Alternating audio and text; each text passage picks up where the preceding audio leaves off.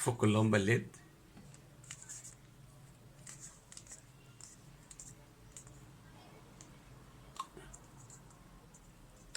بعدين نفك مسمارين في اللمبة.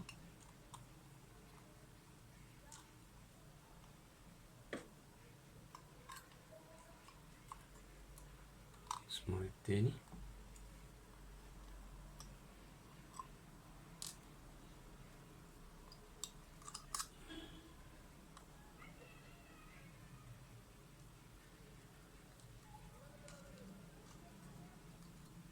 بعدين بنشبك الليد في الكروكودايل ده، بنحطها على الكاوية عشان تسخن.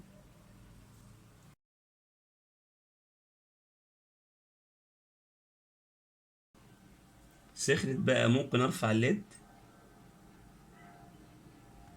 تمام واركب ليد تاني بداله من العلبة من هنا.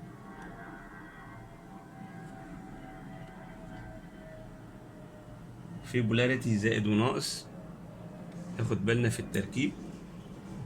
في الليد في زائد وناقص. الزائد يبقى حجمه اصغر، والموجب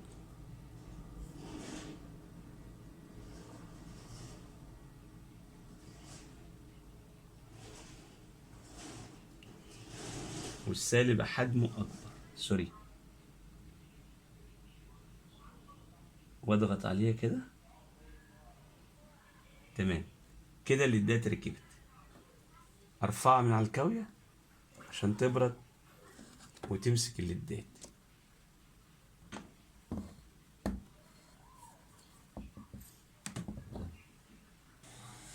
نربط بقى البوردة مسمارين.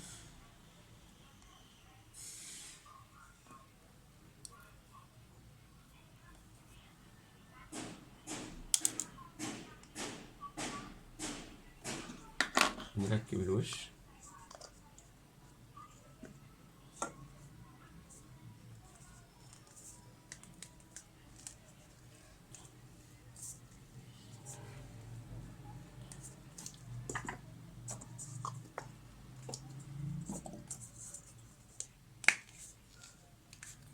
ونجرب.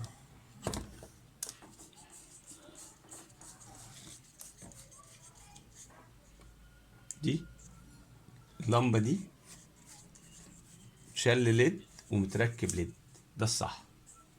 الخطأ بقى اللي بيعملوه بعض الفنيين انه بيقفل على رجل او على طرفين الليد، يقفل الزير على طرفين الليد وبرضه بتشتغل، بس الفولت بيبقى زيادة على الليدات فبيأثر عمر اللمبة، تخلي الليدات تاني تطير.